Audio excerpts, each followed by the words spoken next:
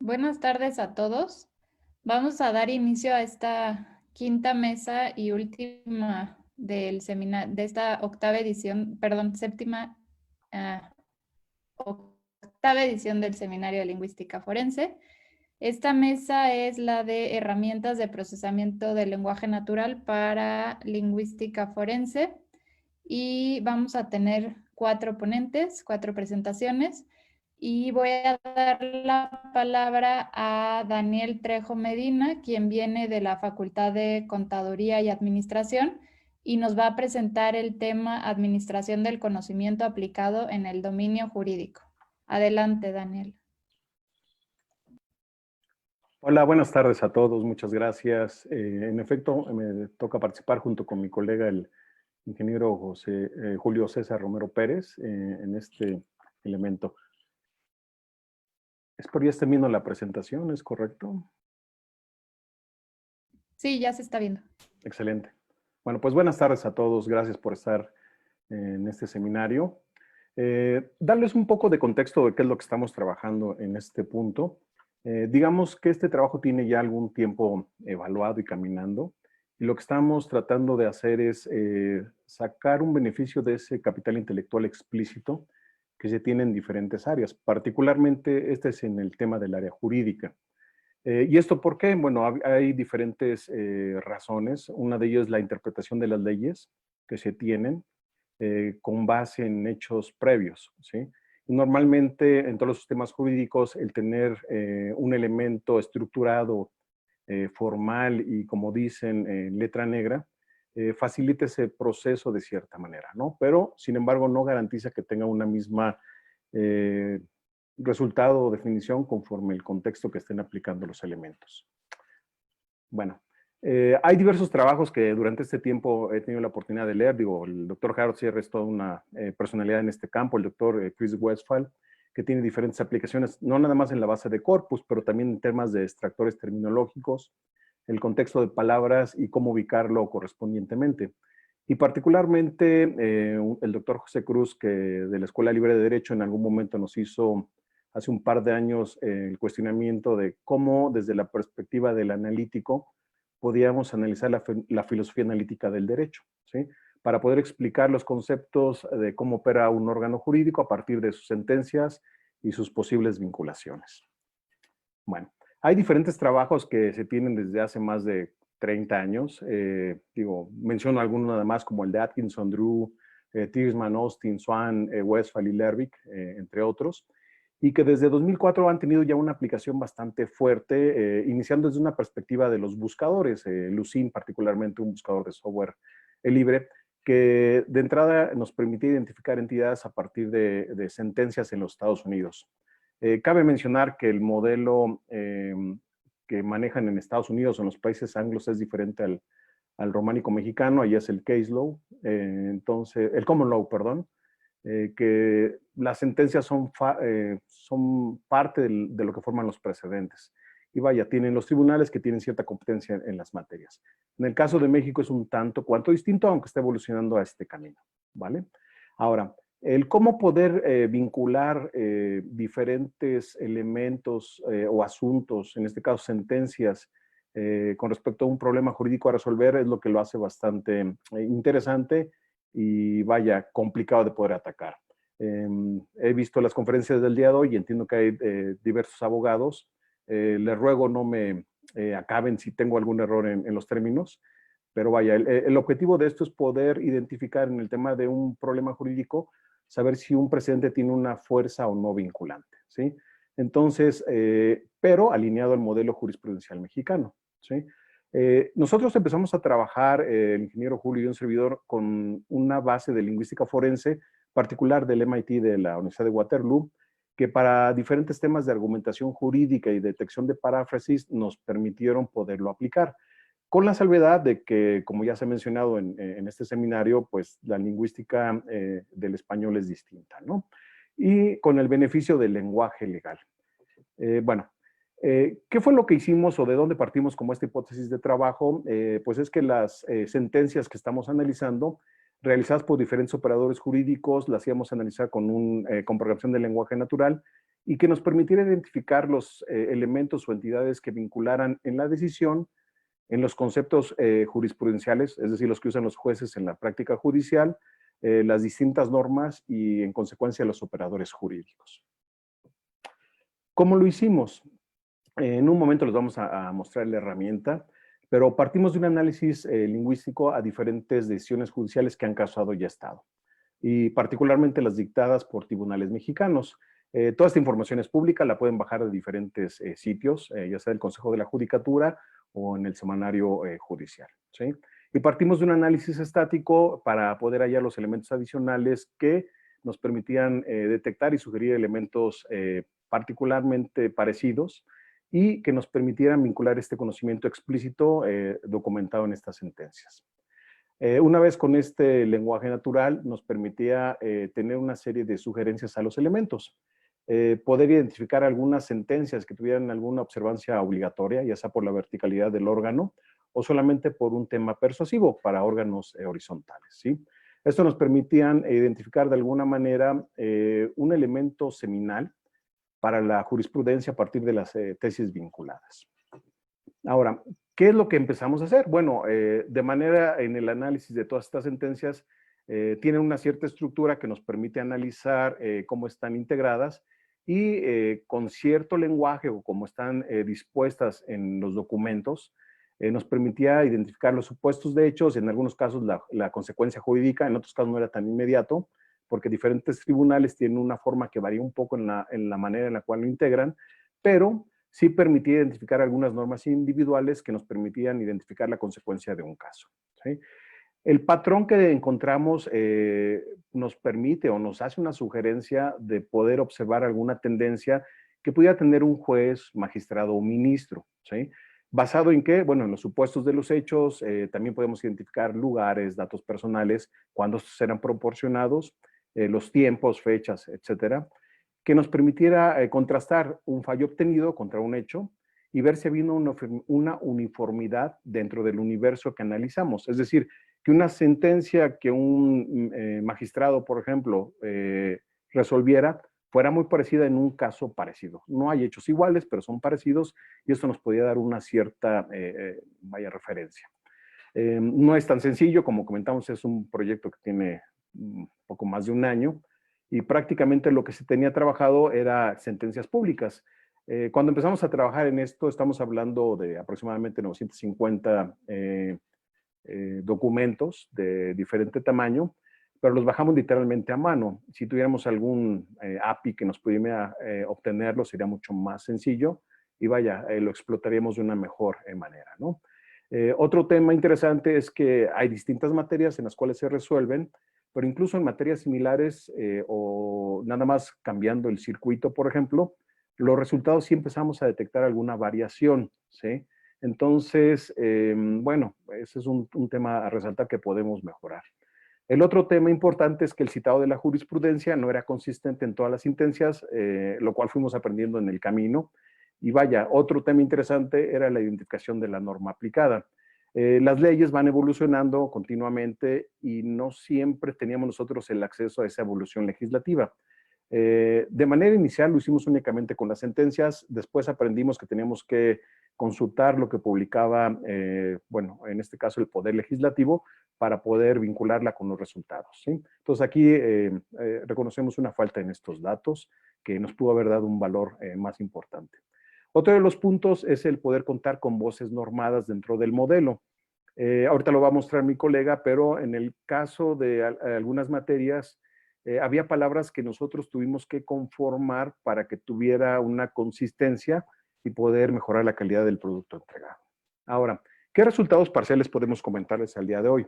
Bueno, identificamos diferentes agrupaciones de sentencias similares con ciertos argumentos detectados, no únicamente por la materia o por el circuito, el ministro, magistrado o juez, pero por el caso completo, de tal manera que podíamos encadenar de cierta forma la jurisprudencia vinculada entre ellos. Entonces, en algunos elementos podíamos encontrar lo que le llaman los abogados el leading case o el elemento que dio origen a este asunto y que vaya, nos permitía, después de hacer un análisis bastante amplio, poder ver esa secuencia y cómo fue avanzando este documento, ¿sí? El tema también que nos causó un poco de ruido en el resultado es que hay datos de personas que por los temas de privacidad están ofuscados.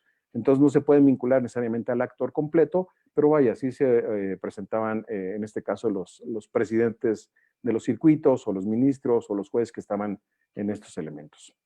Otro tema interesante es que al ser un modelo no supervisado, da un resultado a priori, pero definitivamente se puede mejorar con un entrenamiento especializado, ¿no? En este caso de abogados o de los operadores jurídicos correspondientes. Y bueno, un ejemplo muy sencillo antes de avanzar hacia el otro elemento ya práctico es, por ejemplo, aquí tenemos una sentencia, en este caso un amparo directo, que tiene diferentes elementos en la cual se va componiendo, ¿sí? De manera inmediata se puede identificar qué tipo de sentencia es, quiénes son los magistrados, secretarios, etcétera, los vistos, resultantes, si hay algún tema que los empieza a vincular. Dentro de todo este análisis de un documento que pueden ser 100, 200, 500 o N páginas, debíamos de entender los elementos que nos permitían identificar una consecuencia en estos elementos, de tal forma que al analizarlo nos presentaban estos datos, ¿no? Digo, aquí hay un breve resultado, por ejemplo, un amparo directo, donde vincula, pues, quién es en este caso, magistrado que dicta o que firma ese documento, qué otros magistrados estuvieron, el secretario, pero no nada más esa parte. En la posición inferior podrán encontrar los temas que lo vinculaban con la jurisprudencia, tesis, un expediente laboral y otros elementos, vaya, de la jurisprudencia propia.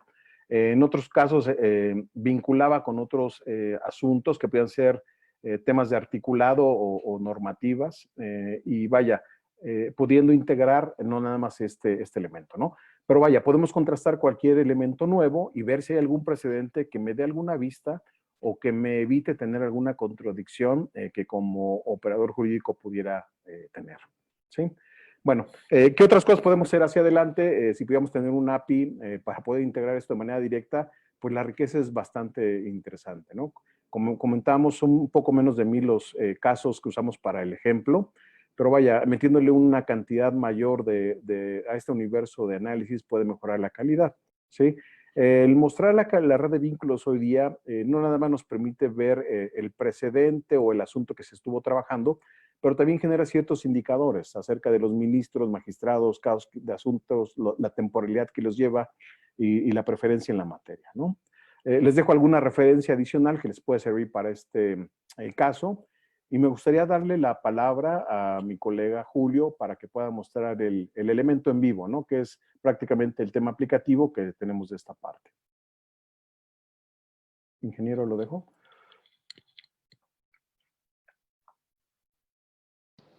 Hola, buenas tardes.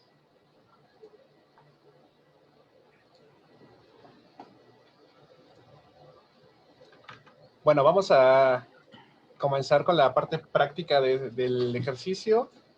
El sistema está hecho completamente en el lenguaje de programación Python. La razón de ello es que es muy simple, está de moda, y como estamos utilizando cosas de machine learning y de programación, de procesamiento del lenguaje natural, pues es algo que nos permite aprovechar las librerías que ya existen, ¿no? En este caso les voy a mostrar el ejemplo de cómo se entrena el modelo que nosotros generamos utilizando solo 5 documentos y para que podamos ver qué tan rápido es. Bueno, no es tan rápido, por eso solo estoy utilizando 5 documentos, pero nos va a dar una idea de cómo funciona. Este es un modelo de detección de precedentes a priori, el cual es, como ya habían mencionado, un modelo no supervisado, lo cual significa pues básicamente que no necesitamos de intervención humana para ello, ¿no? Es algo bueno, ya que el modelo se genera utilizando los documentos que bajamos directamente de la página web en formato docs, y lo que nos genera es un modelo estadístico que nosotros almacenamos y después explotamos de manera, bueno, pues la explotamos con la página web o con una API o con una aplicación móvil, con lo que sea necesario, ¿no? Aquí tengo del lado derecho una gráfica que se conoce como el método del codo. para poder determinar cuál es el número de agrupaciones óptimo para nuestro modelo. En este caso, como solo estoy utilizando 5 documentos, pues la gráfica sale muy simple. Como nosotros utilizamos alrededor de 1000, podríamos ver que que se conoce como el método de codo nos da una gráfica algo parecida a una hipérbola, ¿no? Algo parecido así. Y de esta manera podemos identificar cuál es el número de clusters necesario, el óptimo, ¿no? ¿Por qué es importante esto? Pues porque como nosotros estamos analizando sentencias que tienen una gran cantidad de dimensiones, por así decirlo, es difícil utilizar otro tipo de métodos como los visuales, ¿no? Entonces, ahorita lo que hice fue entrenar un modelo que se almacena y además de ello pasamos un procedimiento de análisis, bueno, de procesamiento de lenguaje, de natural lenguaje para encontrar personas, lugares, jueces, magistrados, leyes citadas, etcétera, ¿no? Todo eso es lo que se hace en este momento. Y bueno, finalmente cuando se realizó, nosotros lo hicimos en un equipo que tenía una tarjeta de video y para ello aprovechamos, digamos, los núcleos y el paralelismo. Sin embargo, ahorita en este equipo en donde estoy no tengo eso y por eso tengo este warning, ¿no? Ahora, ¿cómo se aprovecha este modelo que acabamos de generar? ¿Cómo lo utilizamos? Nosotros generamos un pequeño sitio web muy simple, el cual tiene la funcionalidad de que si yo tengo un caso actual y necesito encontrar precedentes que se vinculen a él mismo para, no sé, para obtener información, lo que se hace es que nos permite, en este caso, buscar un documento que tengamos en formato docs y que queramos nosotros, digamos, vincular, ¿no? Entonces, lo que hago es cargarlo y espero un momento. Ahí ya se cargó. Y cuando le dé enviar, lo que va a hacer el sistema por detrás es que va a tomar este documento, lo va a preprocesar, lo va a limpiar y va a realizar una vinculación con los demás que tenemos almacenados. Entonces le voy a dar enviar.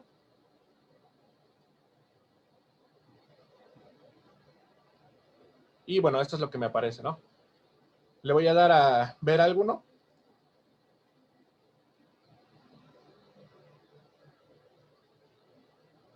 Y aquí lo que tenemos, pues, es, por ejemplo, este es un amparo directo. Del lado izquierdo tengo un pequeño extracto del documento que está vinculado al que subí.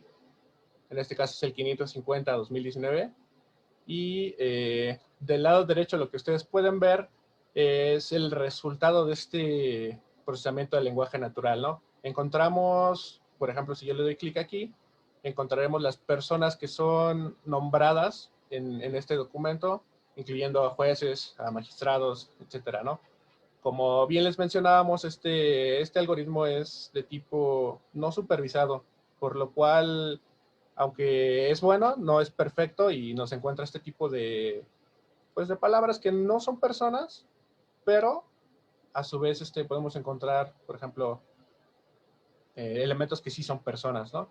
Igual aquí podemos encontrar, por ejemplo, entidades, organismos y ubicaciones, entre otros. Y en el lado inferior podemos ver la red de vínculos que se genera. En este caso, bueno, como ya lo había mencionado mi compañero, aquí tenemos los que serían los jueces: Héctor Landa Razo, Nelda Gabriela González García, Verónica Beatriz González, que aparecen aquí como nuestras personas encontradas por el sistema. En el lado inferior encontramos tesis nombradas. Del lado superior tenemos organismos mencionados como el Instituto Mexicano del Seguro Social, el Tribunal Colegiado. Y bueno, finalmente del lado izquierdo, creo que es pues el artículo 103, supongo que de la Constitución, la fracción 1 y 107, y otro que no sabemos qué es. Finalmente, si ya con toda esta información que tenemos, otra funcionalidad que hay es poder descargar este documento que está vinculado y pues ya si quisiera la persona que esté haciendo este análisis leerlo más detalladamente, pues lo podría hacer, ¿no? Esto es lo que nos descarga, el documento tal cual que nosotros ingestamos y analizamos previamente.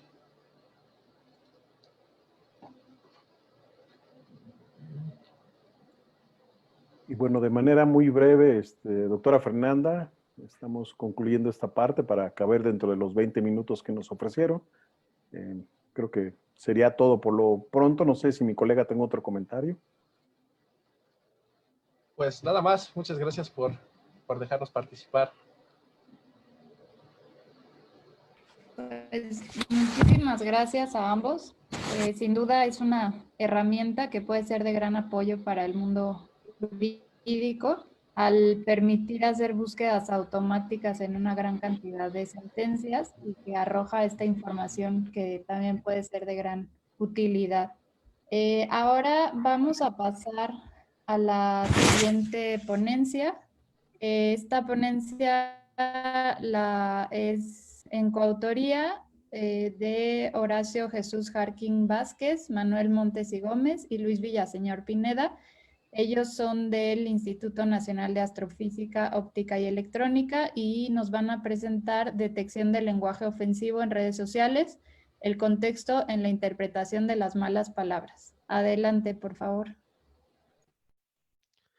¿Qué tal? Muy buenas tardes. ¿Me escuchan? Sí. Perfecto. ¿Pueden ver todos mi pantalla? Sí, sí se ve. Perfecto. Bueno, muchas gracias por la invitación y pues bueno, la ponencia del día de hoy lleva por nombre Detección del lenguaje ofensivo en redes sociales, el contexto en la interpretación de las palabras. Mi nombre es Horacio Jesús Jarquín Vázquez y soy estudiante del Instituto Nacional de Astrofísica, Óptica y Electrónica. Bueno, pues comencemos. ¿Por qué detectar el lenguaje ofensivo? Pues bueno, al día de hoy, pues bueno, el crecimiento acelerado en las interacciones en los usuarios a través de las redes sociales, pues ha revolucionado en gran manera la forma en la que pues nos comunicamos. Los usuarios comparten o generan información. Desafortunadamente, no todas las interacciones entre los usuarios, no toda la información que se genera o que se comparte es benéfica para todos los usuarios. La presencia de muchos antivalores, de lenguaje ofensivo, de lenguaje abusivo, de discurso de odio, pues bueno, está presente, ¿no? Y bueno, como consecuencia de esto, pues las empresas proveedoras de estos servicios y los gobiernos, pues bueno, presentan el interés de alguna manera de combatir esto, ¿no? Y una de las grandes consecuencias que tiene el lenguaje ofensivo, pues bueno, es primeramente que los usuarios que son víctimas de este lenguaje, pues bueno, pueden presentar algún daño psicológico. Y bueno, en casos extremos que se ha dado sobre todo con la parte del ciberbullying, pues bueno, estos usuarios también llegan a cometer suicidio, ¿no? Si bien la mayoría de las formas de lenguaje abusivo no son delictivas, pues bueno, pueden conducir al deterioro del discurso y de la opinión pública y bueno, también puede llevar a generar una sociedad más radicalizada. Y bueno, como se mencionó anteriormente, pues bueno, el lenguaje ofensivo está unido a otros conceptos como lo son el lenguaje abusivo, el discurso de odio. Si bien al día de hoy no existe un consenso global por la definición de estos términos, bueno, en este trabajo, pues bueno, nosotros definimos lo que es el lenguaje ofensivo como un lenguaje que insulta, burla o desafía a otra persona, ¿no? Siendo una persona o bien un grupo de personas a lo que puede ir dirigido el lenguaje ofensivo. Y bueno, como tal, este lenguaje incluye epítetos dirigidos a las características particulares de un individuo o de un grupo de personas. Y bueno, esto puede ser personalmente ofensivo, degradante e insultante. Como tal, bueno, el lenguaje ofensivo se caracteriza por la presencia de insultos, burlas, críticas e intimidación. Y bueno, una de las principales problemáticas que surgen en la detección del lenguaje ofensivo es el detectar mensajes como, bueno, manejar la ambivalencia que existe entre palabras o frases o expresiones vulgares, ¿no? Las cuales, pues bueno, dependen del contexto, ¿no? Entonces, bueno, para ilustrar un poco este problema de la ambivalencia entre la interpretación de las groserías o frases vulgares bajo contextos ofensivos y no ofensivos, pues bueno, aquí presento un pequeño ejemplo, ¿no? Donde muestro dos tweets y bueno, ambos tweets contienen una grosería.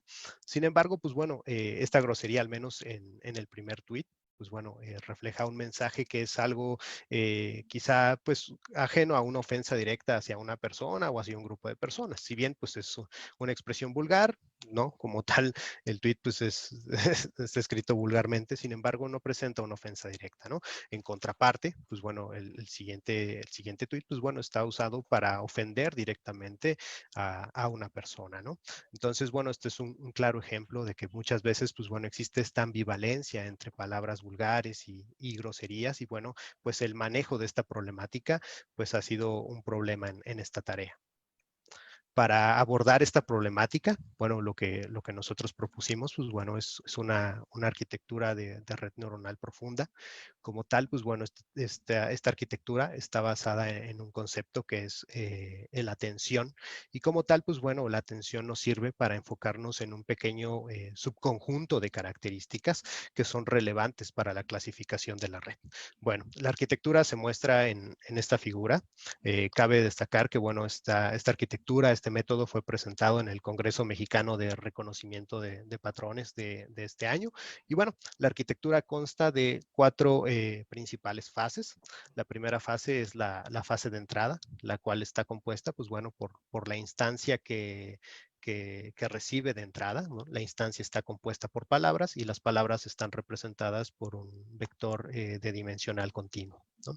Bueno, cada una de las instancias, es decir, cada una de las entradas, va a pasar por 3 diferentes canales, los cuales, pues bueno, se ven en la ilustración por el color amarillo, verde y azul, los cuales se mantienen de manera independiente con la finalidad de hacer un manejo en los diferentes enegramas de palabras. Puntualmente en este trabajo nos enfocamos a la extracción de las características y de la importancia a nivel de unigramas, de bigramas y de trigramas de palabras, ¿no? Justamente la fase número 2, que es la que estoy señalando, que está representada por los 3 diferentes canales, está compuesta por 3 capas principales, la cual es una capa convolucional. La capa convolucional es utilizada para realizar la extracción de esas características y de alguna manera pues modelar los diferentes unigramas, digramas y trigramas, con la finalidad de poder de alguna manera obtener el contexto en las palabras. Se utilizó el uso de una red bidireccional GRU, la cual ayuda en la extracción y en la obtención de alguna manera de un resumen o de un contexto de lo que bordea a cada uno de los elementos de la instancia o bueno, de la oración. Finalmente, bueno, ese contexto que de alguna manera se capturó a través de esta red, pues pasa a un mecanismo de atención con el objetivo de ponderar la importancia que tienen cada una de esas palabras, cada uno de los enegramas y bueno, en función de su contexto. La fase número 3 es la capa de concatenación y lo que hacemos es que los vectores de características que se extrajeron a través, bueno, de estas 3 capas, pues bueno, son concatenados formando un nuevo vector de alta dimensión que, bueno, contiene como tal, pues bueno, un resumen y la importancia de los diferentes enegramas en lo que es la instancia en cuestión. Finalmente, pues tenemos las capas de clasificación y la capa de decisión para obtener la probabilidad de clasificación de un mensaje como ofensivo o como no ofensivo. Bueno, vamos a pasar a la evaluación de este método propuesto. Pues bueno, con la finalidad de medir el desempeño del método. Este método fue probado en 4 corpus en inglés, los cuales se presentaron en el MSPR. Sin embargo, bueno, pues para hacer una aplicación al español, pues bueno, se midió con el conjunto de datos propuesto en la tarea compartida MEXA 3T, la cual es una tarea que está enfocada en la detección de noticias falsas y agresividad, puntualmente en español de México, ¿no?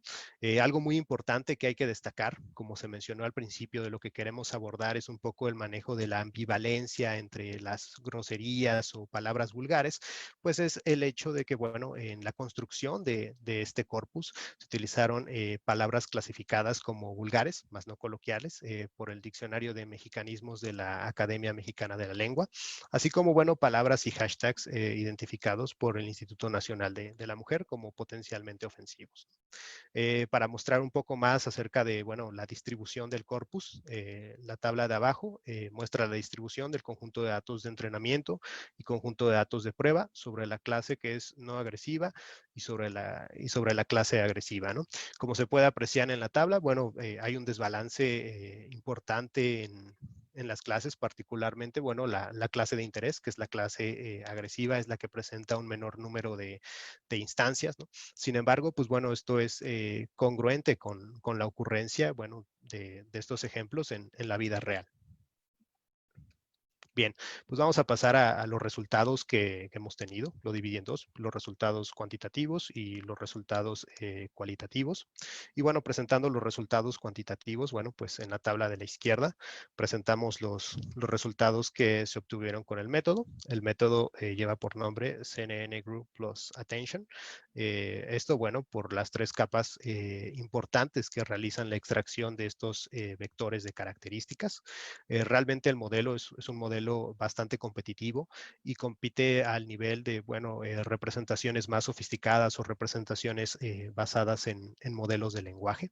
Para medir el desempeño en la competencia, pues bueno, se midió el F1 sobre la clase agresiva y bueno, también agregué como un dato adicional, pues bueno, una media armónica entre la clase agresiva y no agresiva en la competencia. En el diagrama de la derecha, pues bueno, es mapeado estos datos hacia un diagrama de caja sobre, bueno, pues el F macro, ¿no? Entonces, bueno, vemos que estamos situados, bueno, en un buen lugar. Sin embargo, pues bueno, donde realmente brilla el método propuesto es en la interpretabilidad que podemos tener de estos modelos. Entonces, bueno, pues a continuación, pues muestro parte de los resultados cualitativos.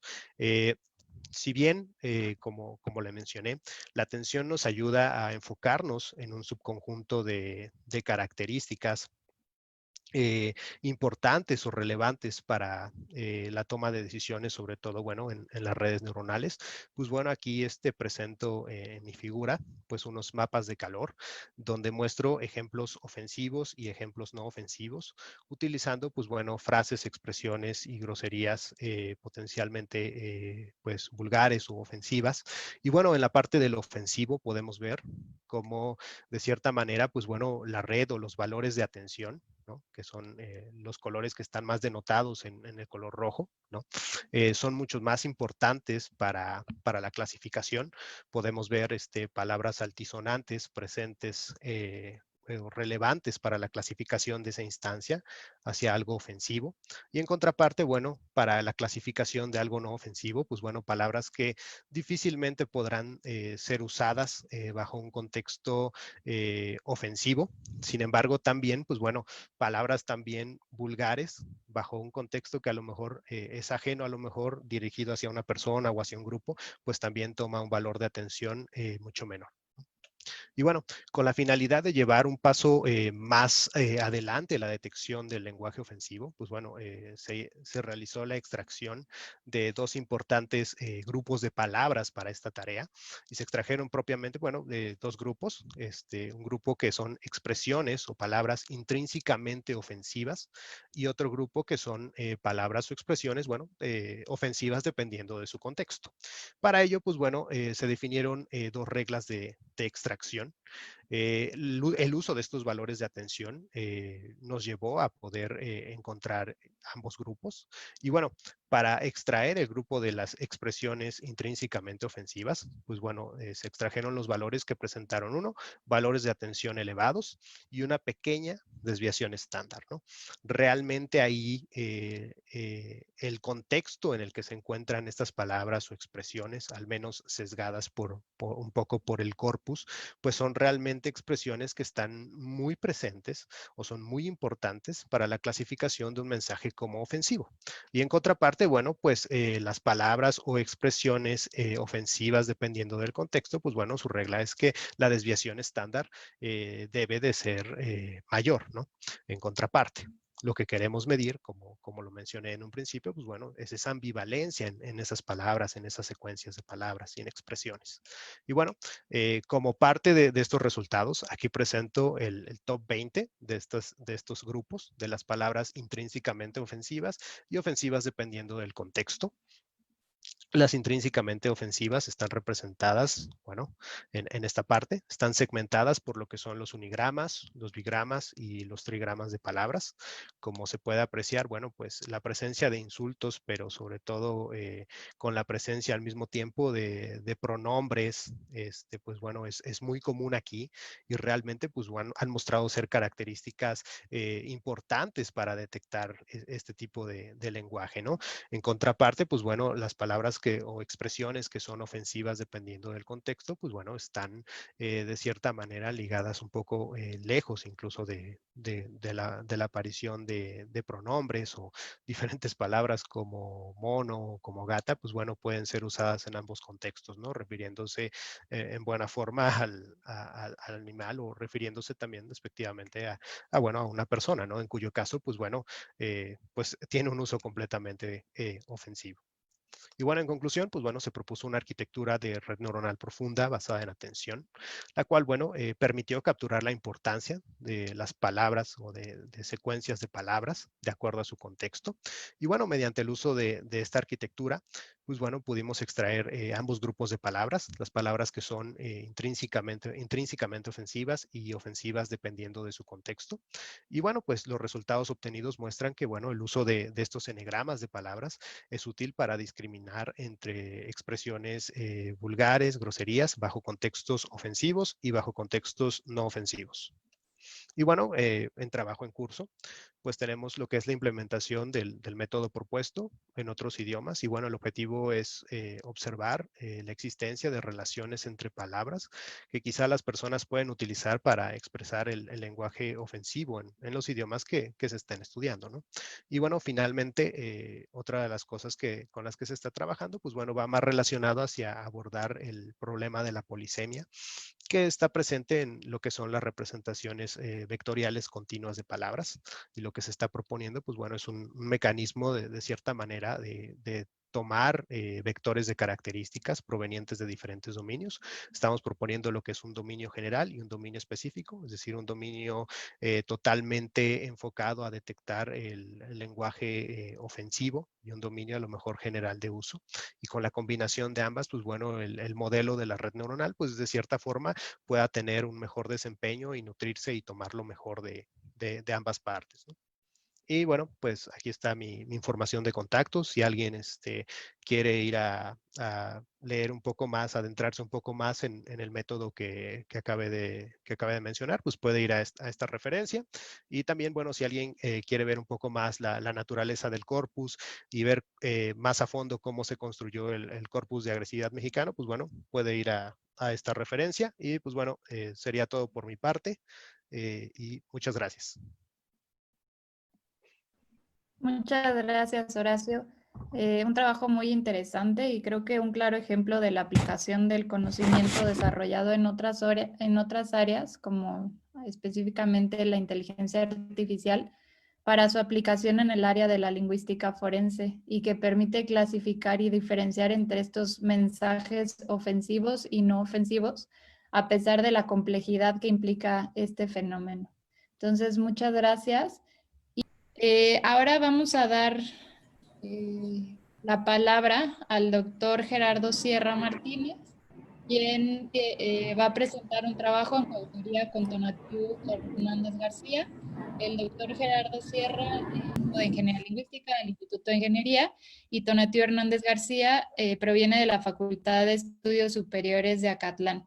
Ellos van a presentar el tema comparación de métodos de atribución Mondrigo, Bitonal de Huelga. Adelante. Muchas gracias.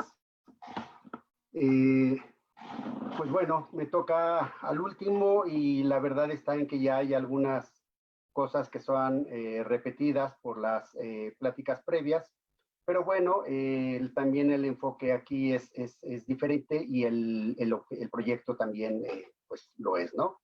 Este es un trabajo que hicimos en el grupo de Ingeniería Lingüística. Lo estamos presentando prácticamente, lo estoy presentando con Tonatiu Hernández. No obstante, este trabajo fue hecho también con dos alumnos del posgrado de Ciencia e Ingeniería en Computación, con Brian Sánchez y Samuel Ramos, al cual pues les agradecemos el trabajo que hicieron, ¿no?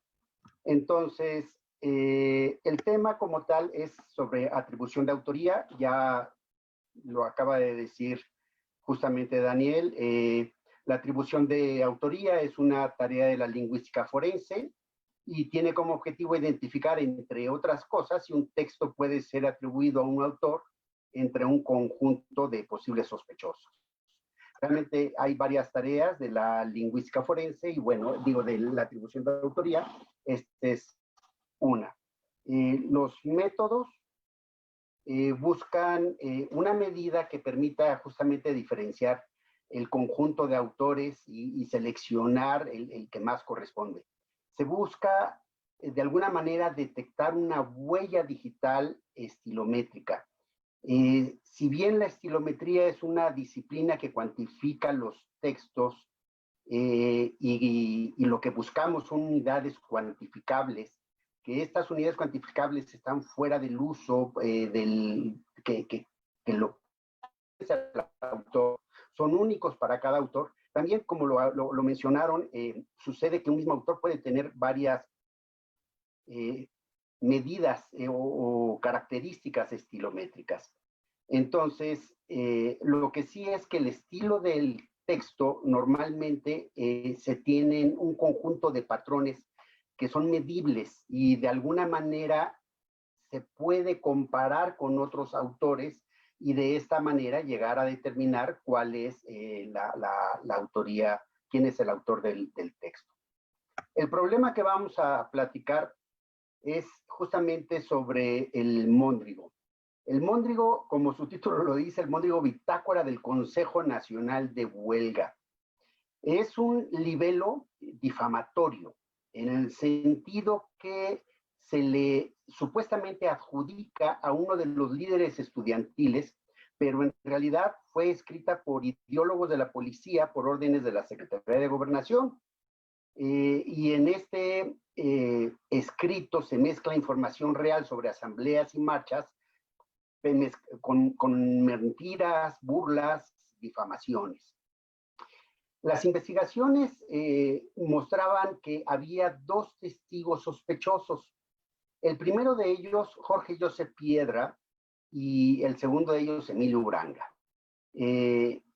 Jorge Joseph Piedra porque justamente era un policía, estaba a la orden del Estado, etcétera, pero también se señalaban otros posibles periodistas o autores, como era Roberto Blanco Moeno y Gregorio Ortega, hijo y padre, ¿no?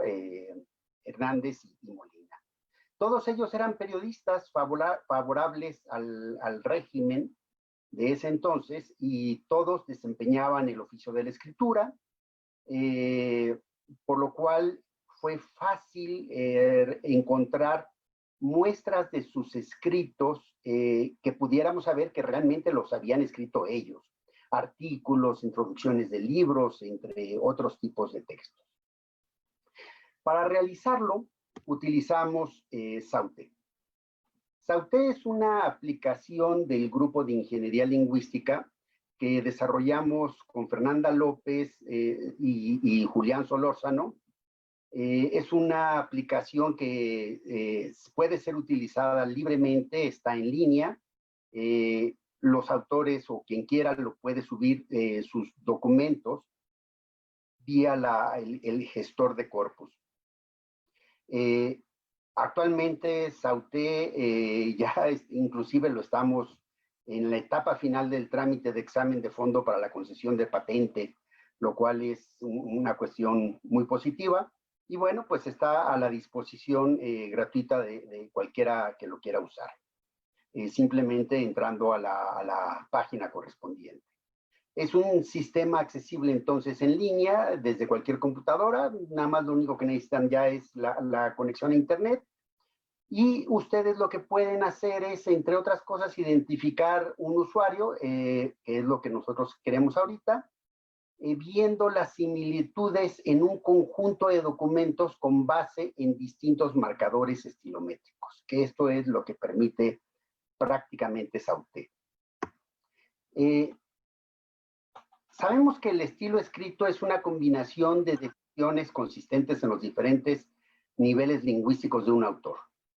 Los marcadores de estilo, que son los que tenemos aquí, se refieren a la categoría general de la característica de la cual se está hablando.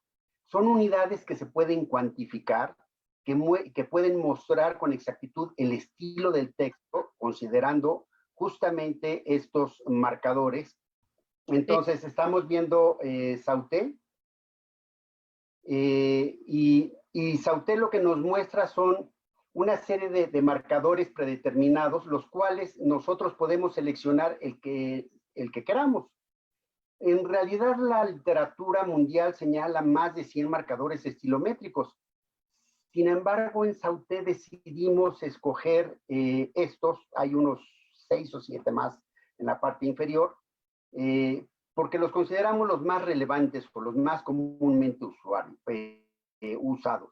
Entonces, ustedes como usuarios pueden seleccionar uno o varios marcadores estilométricos de entre los que existen en este catálogo.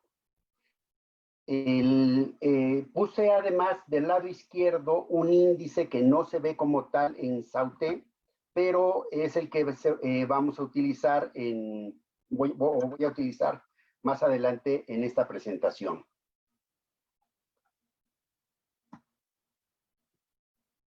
Bien, una vez que se seleccionan los marcadores estilométricos, Sauté cuenta la aparición de las características seleccionadas y normaliza las frecuencias. Ahora, para poder determinar qué tan parecidos son cada par de documentos entre sí, se crean vectores por cada documento y se determina su semejanza mediante una medida de distancia. Si bien existen varias medidas de distancia, en Sauté se manejan estas 4, la euclidiana, la delta, la Manhattan y Canberra. Al aplicar la función de distancia a los vectores de 2 textos, si justamente el número es pequeño, pues entonces significan que poseen un estilo similar, se busca la distancia. Entonces, el autor también, el que está haciendo el análisis, selecciona la medida a él que guste. Y bien, ahora nosotros tenemos una cantidad impresionante de datos y justamente se utiliza el escalamiento multidimensional, que es una técnica en el área de visualización de datos que permite apreciar las distancias existentes entre el conjunto de objetos en un plano cartesiano. De alguna manera, cada punto representa un documento. Aquí tenemos la serie de documentos y la cercanía o lejanía con otro documento indica pues qué tan similar es el estilo de ambos. Según sean los marcadores estilométricos escogidos y la medida de distancia, pues entonces se tendrán distintas gráficas para cada conjunto de documentos. En este caso, aquí tenemos justamente en medio el caso del Mondrigo, y bueno, pues es difícil visualizar con una búsqueda que se hizo realmente cuál es la mejor, la división. Realmente hay que hacer una serie de pruebas y lo hemos probado con éxito para otros casos, donde sí se nota perfectamente la diferenciación entre un autor y otro autor. Al tener esta diferenciación, entonces justamente introducimos el autor dubitado y cae justamente en uno de los dos bandos. Pero bueno, otra de las ventajas que tiene Sauté es que permite descargar 2 archivos en formato CSV con la frecuencia de uso de cada característica correspondiente a los marcadores seleccionados por un lado y las distancias intertextuales entre cada par de documentos por otro lado.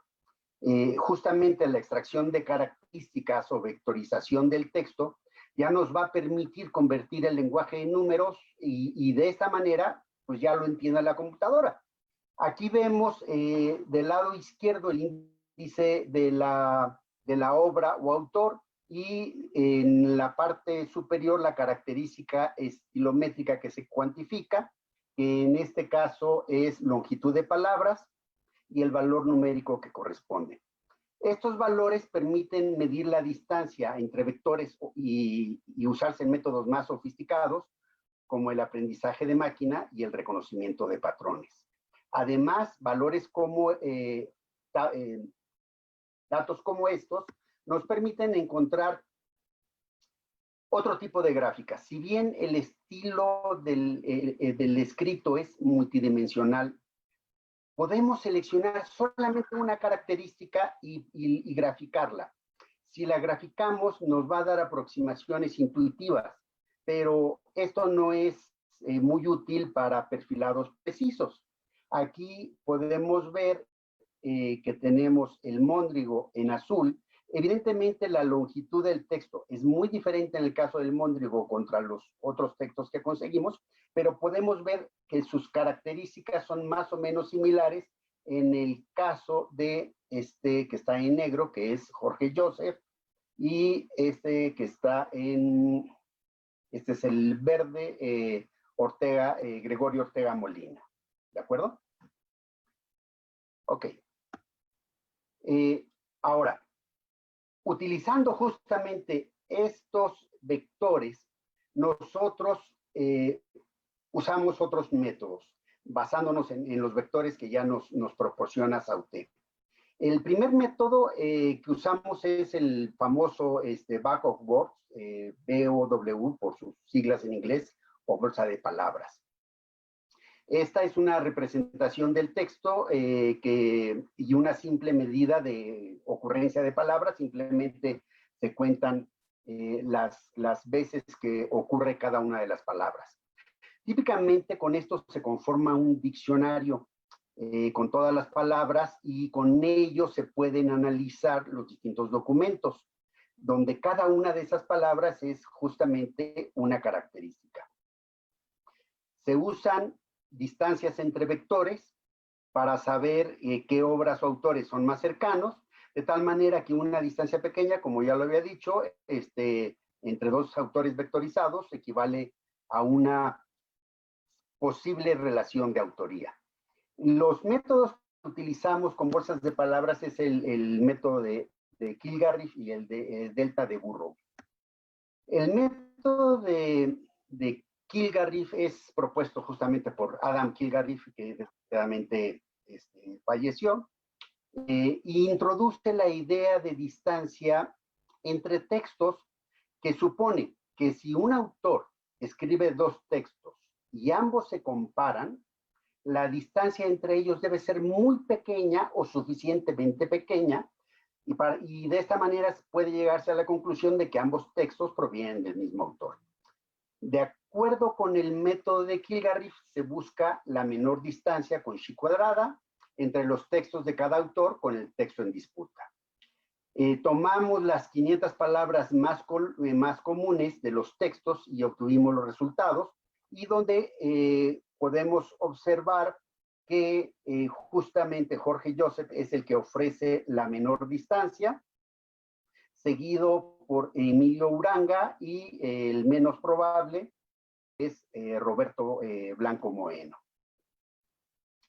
Otra medida que usamos, y sofisticando el concepto de distancia, fue esta propuesta de Burrows, donde propone el método que dice, dado un documento de prueba y una serie de documentos cuya autoría está plenamente definida, se puede arrojar una medida de distancia con todos y cada uno de los autores, identificando un estilo particular de cada autor y midiendo la distancia entre ese estilo y el texto en disputa, que es el de prueba.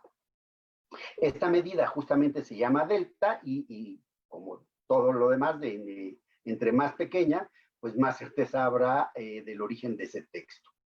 Y también podemos observar que el autor que tiene el menor delta, en este caso fue Jorge Joseph, lo cual coincide plenamente con el método de Kilgarriff anterior.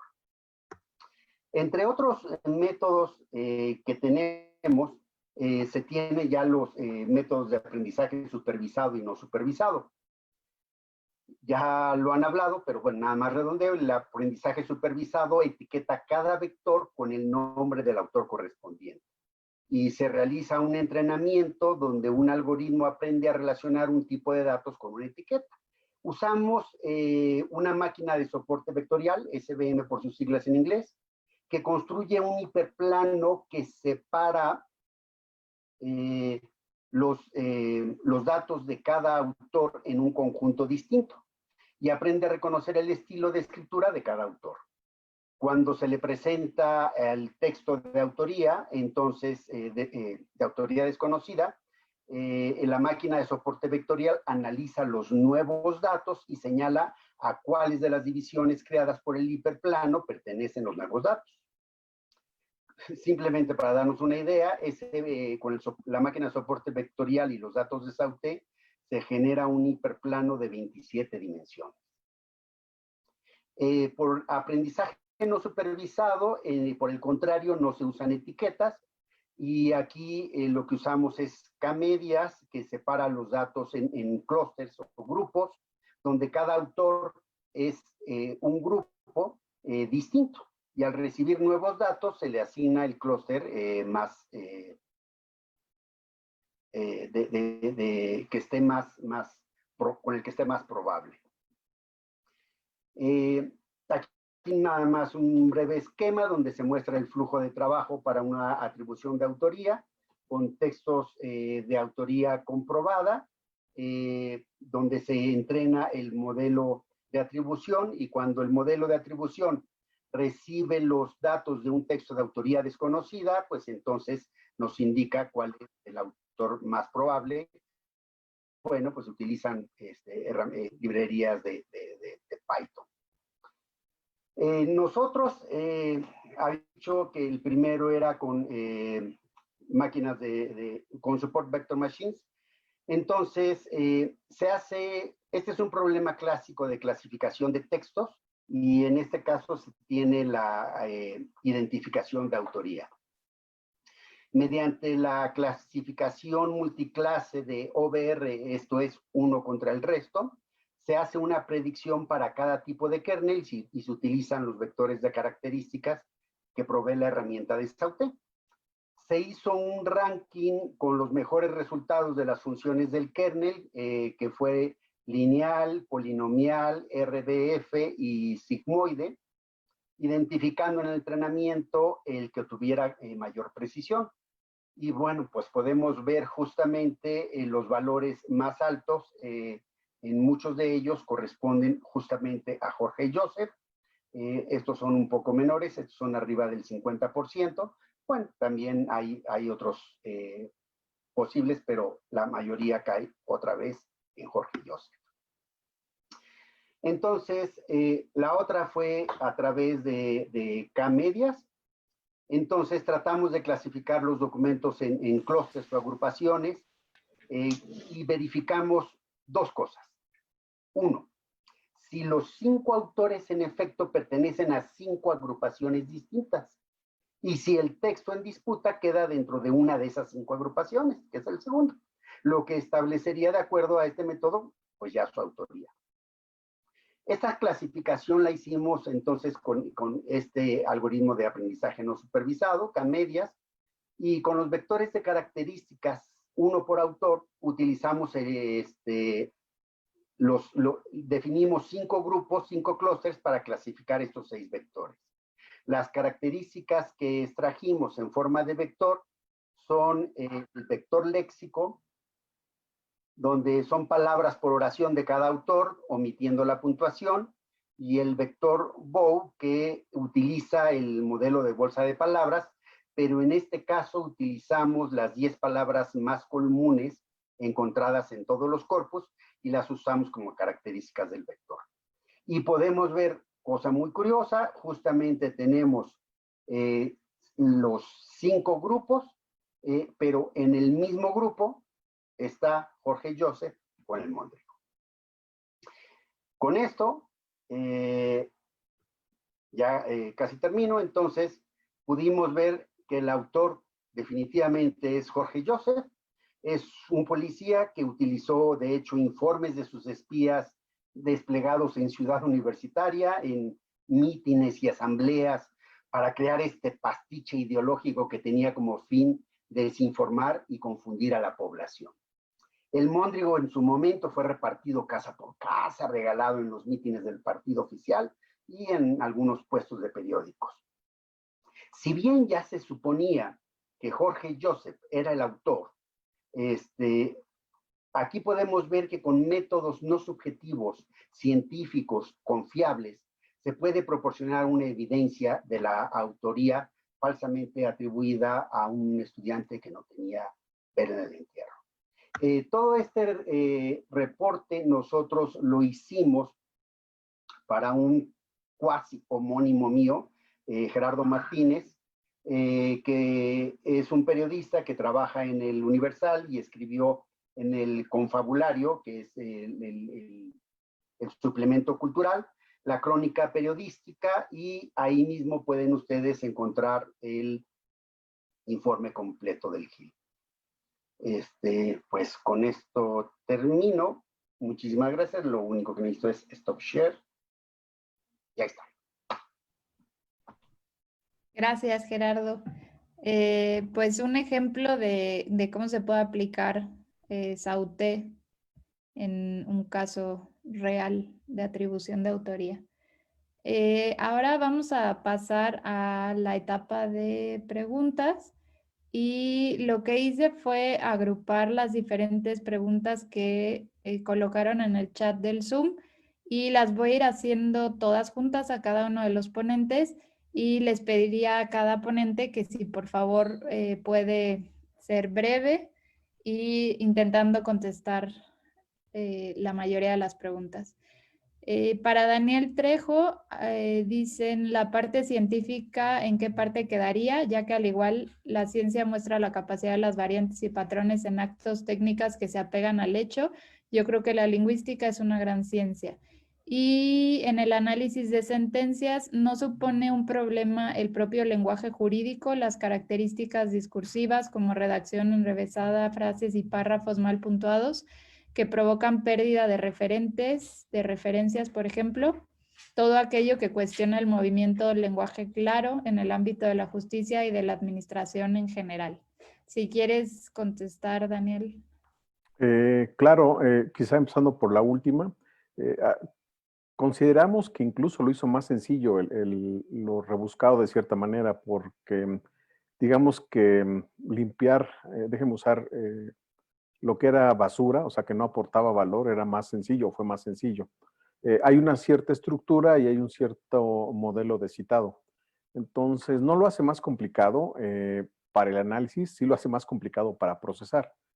Porque en efecto, si ustedes vieran lo que es un precedente, lo que le llaman la ratio decidendi o lo que decide el hecho, pues lo sustantivo, y muchos se quedan en la parte no vinculante, lo que le llaman el obiter dicta, es decir, lo que adorna o lo que le da acompañamiento al tema de la sentencia. Entonces sí tenía un componente muy grande. Ahora, en el tema de lo de ciencia, la primera pregunta, no comprendí bien, pero voy a tratar de contestarlo como lo comprendo. Bueno, presentamos el ejercicio muy rápido y algo práctico, ¿no? En el tema de manejo de vectorización de texto, de palabras, incluso ahorita mencionaba el doctor Sierra la parte de diferentes elementos euclidianos, o nosotros en algún momento usamos el algoritmo de LESC para desambiguar, etcétera, etcétera. Es algo que si aplicamos, quizá no lo mostramos al detalle en la formulación, en el modelo, en el algoritmo, pero es algo que con mucho gusto le podemos compartir a la persona que nos hizo favor de preguntar. Gracias. Entonces paso a las preguntas para Horacio. Bueno, primero una recomendación que le hacen en el chat sobre que está haciendo una tesis de insultos y malas palabras y que si hay algunos autores como Concepción Company que habla sobre las diferencias entre insultos y malas palabras y viene el título del texto. Las preguntas que le hacen son qué embeddings usaron a la entrada de su arquitectura y en qué contexto fueron entrenados esos embeddings. y por qué puto sí son intrínsecamente ofensivas, mientras que puto no lo es, cuál es el criterio para ello. Y en ese mismo sentido en Facebook se hace también un comentario que dice: un jarocho te puede saludar con una mentada de madre, pero su saludo no se considera ofensivo en el contexto jarocho. Para un observador poblano pudiera sentirlo ofensivo y agresivo. Y si piensan analizar el lenguaje ofensivo en otras variedades del español, y si en este trabajo tratan lenguaje agresivo y ofensivo como sinónimos.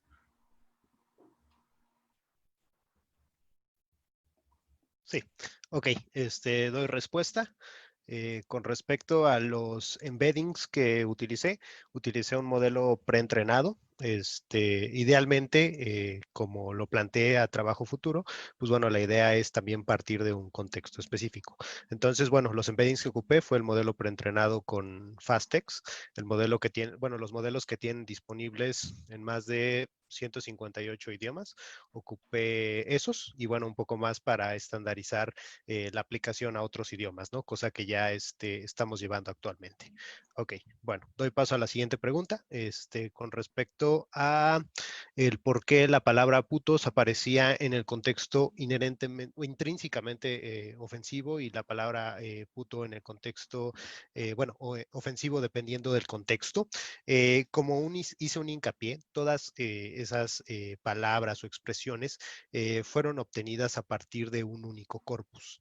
Es natural pensar que, bueno, al ser obtenidas en un único corpus, pues bueno, los datos pudieran ciertamente estar sesgados simplemente por la ocurrencia de esas palabras en ese contexto, ¿no? Bajo el criterio que se obtuvieron ambos grupos, pues bueno, de la primera parte, la idea era medir, bueno, el hecho de que las palabras pertenecieran únicamente a un único grupo, que es meramente el grupo ofensivo, y por ello consideramos el criterio de, bueno, una baja desviación estándar, ¿no?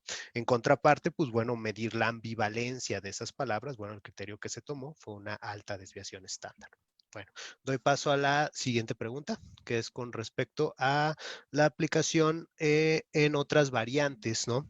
Como mencioné, pues bueno, como tal, lo que es el lenguaje abusivo, el hate speech, el lenguaje ofensivo, pues bueno, puede ser dirigido hacia personas o grupos de personas y efectivamente el aplicarlo a otras variantes en el español, como, no sé, detección de sexismo, de racismo, de clasismo, de misoginia, resulta algo muy interesante.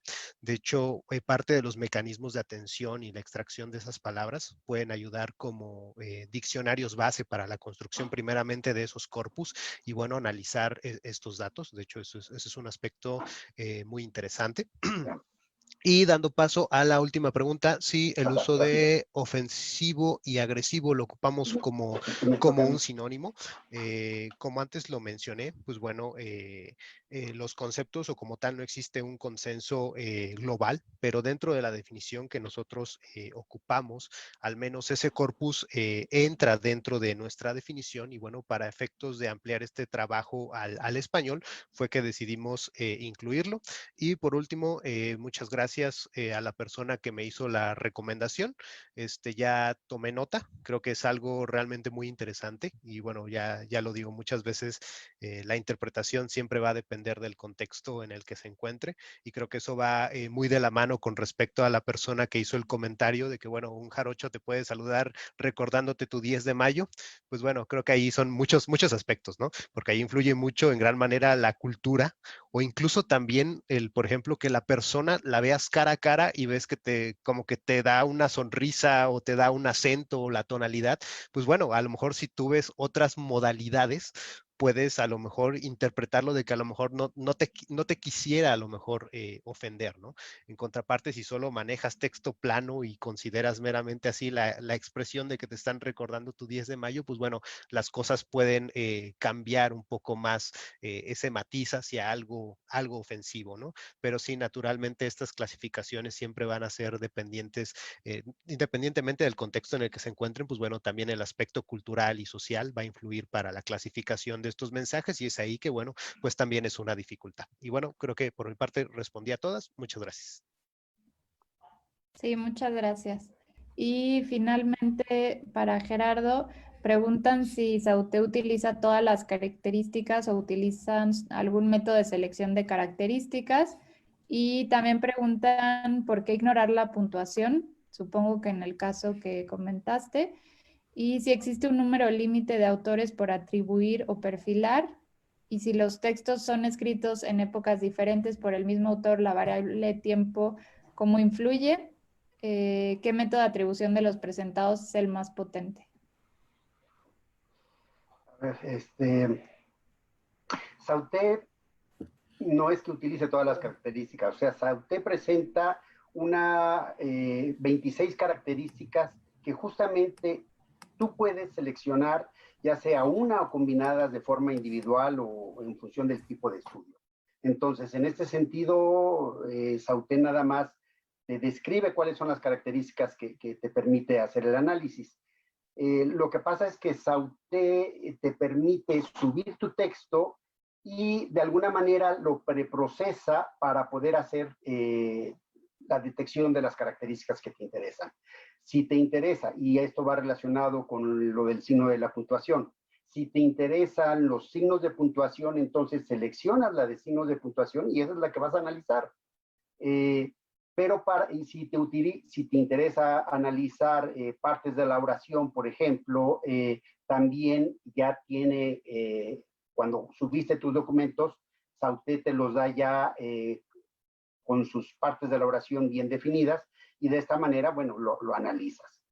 Y sobre los signos de puntuación, pues ignorar la puntuación nos permitió centrarnos en la medida de riqueza léxica.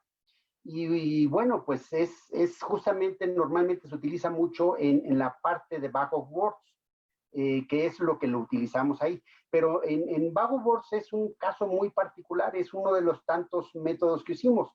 Pero por sí mismo los vectores de puntuación son muy potentes y pueden caracterizar al autor de una forma individual, o sea, son sumamente utilizados.